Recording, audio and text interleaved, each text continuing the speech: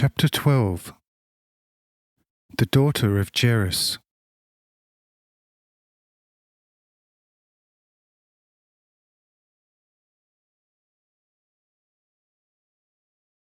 But while I was yet telling the disciples about this woman, the principal's domestics came running almost breathless to bring him the sad news of his daughter's death. The principal became grief-stricken, saying to me, "Dear master, since it is grievously too late for me now for helping my daughter, who was my everything, do not further trouble yourself." After these words, he started sobbing loudly. He had much loved his daughter, who was very shapely and well-bred, with the build of a 20-year-old, and was also this principal's only child. After hearing his domestics, and then the exceedingly grieving principal himself, with whom my heart commiserated, I said to him, "Fear not, friend, but believe. Your daughter has not died, but only fallen asleep, and I shall awaken her." On hearing me thus, the principal began to breathe more easily. When we were still some 1,000 paces from the principal's house, I said to the crowd, as well as to those disciples still of a more feeble faith, to all wait here.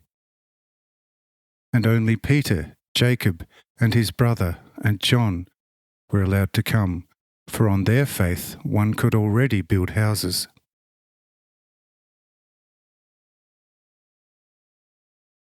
Arriving at the house with the school principal, there was a great turmoil there, and much weeping and wailing in accordance with Jewish tradition, with mourning hymns sung.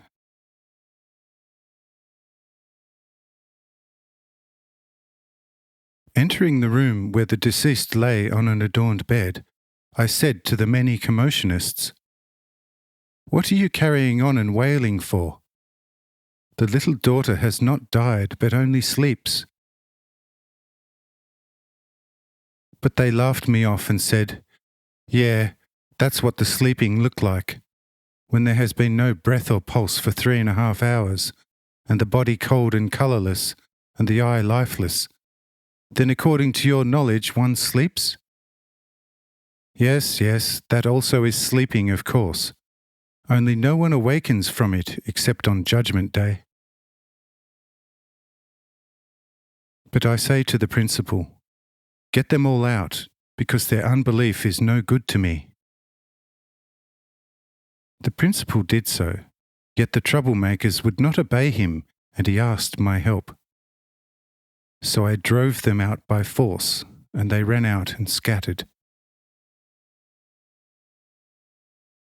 I then went back with the principal and his grieving wife and the 4 disciples to the chamber where the deceased little daughter lay, stepped straight to her bed, took her left hand and said to her, "Talitha cumi," which is to say, "I say to you, little maiden, arise."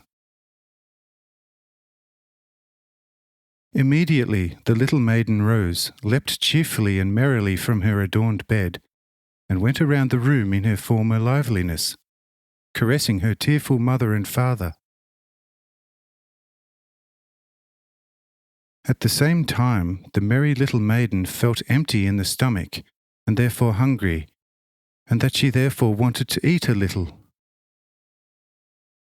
The parents, elated beyond all measure, turned to me with many a tear of joy and thankfulness, asking whether and what to give her to eat.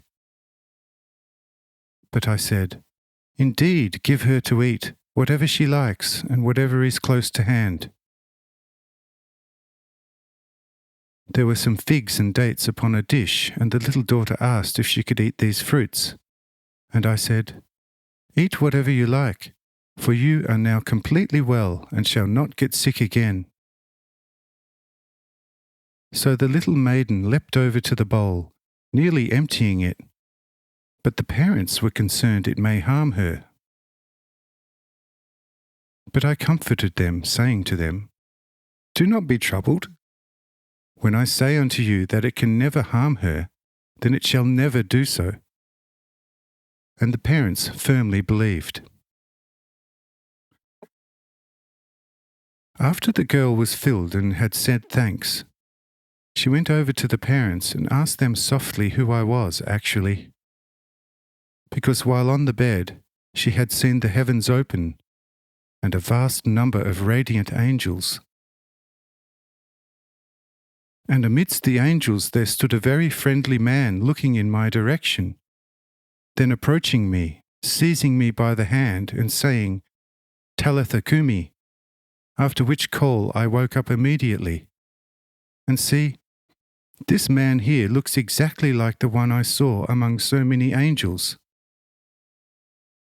Oh, this must be a most wonderful man indeed.